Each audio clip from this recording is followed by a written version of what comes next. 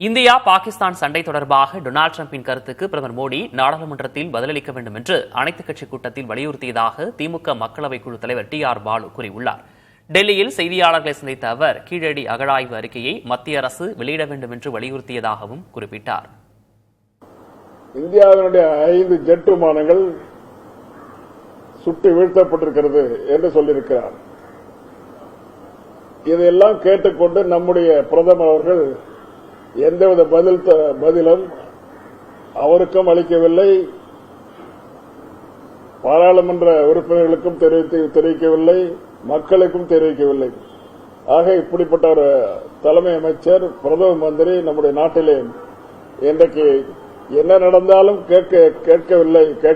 கேட்காதிருக்கின்ற ஒரு பிரதமர் நமக்கு கிடைத்திருக்கிறார் என்பதை மிகவும் கவலையோடு நாங்கள் தெரிவித்துக் கொள்ள விரும்புகிறோம். தமிழகத்தில் கீழடி போன்ற இடங்களில் தோண்டி எடுக்கப்பட்ட அந்த ஆய்வுகளிலிருந்து கண்டுபிடிக்கப்பட்ட இரும்பு தாதுகள்ல பொருள்களே கிடைச்சிருக்குது.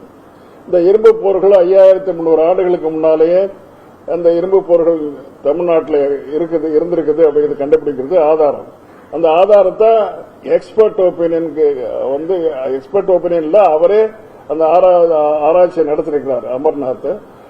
அந்த அறிக்கை கொடுக்கப்பட்ட பிறகும் இந்திய அரசு இதுவரைக்கும் அது வெளியிடல, மக்கள் பார்வைக்கும் வரல, அது பாராளுமன்ற உறுப்பினர்களுக்கும் முன்னாலேயே அது வைக்கப்படல.